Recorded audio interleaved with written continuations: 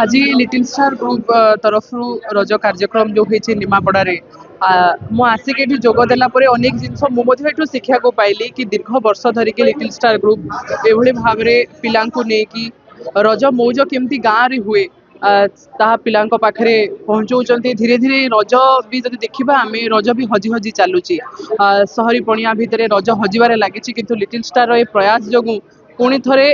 गाँ लोक मैंने एकत्रित होती निज निज भितर गपसप करुँच आलोचना करुँच एक दिन में आज मुझे कार्यक्रम में जोग देथिबारु निजको सौभाग्य मन कर आज हूँ लिटिल स्टार ग्रुप 23तम प्रतिष्ठा दिवस 2001 मसीहा रज अवसर में लिटिल स्टार ग्रुप प्रतिष्ठा होता। लिटिल स्टार ग्रुप मुख्य उद्देश्य थिला कि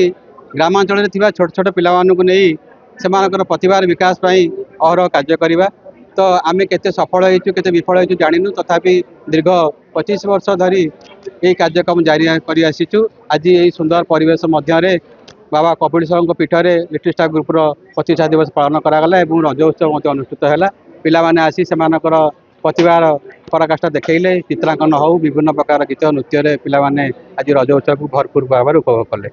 देखु लिटिल स्टार ग्रुप ये अंचल एक माने सुनामधन्य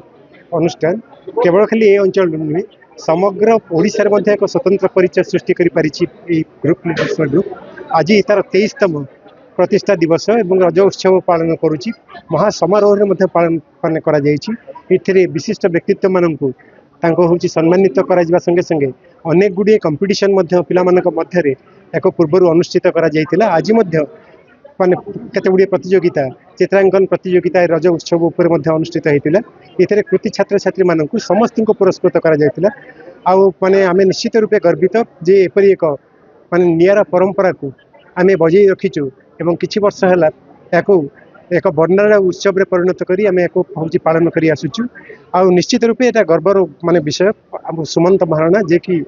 माने ये यार से माने अग्रज कहले अत्युक्ति हेबनी सबुबेले पे से प्रमुख भूमिका ग्रहण करि थाए ये प्रकार कार्यक्रम को एवं कुनि कुनि प्रतिभा मान को लोकलोचन को आनिबा पई तार जो प्रचेष्टा उद्यम रही ये तार एक अंश विशेष। जदि आपंक आम भिडी भल लगा तेब आम चैनल को लाइक शेयर और सब्सक्राइब करने को जमा भी भूलु नहीं।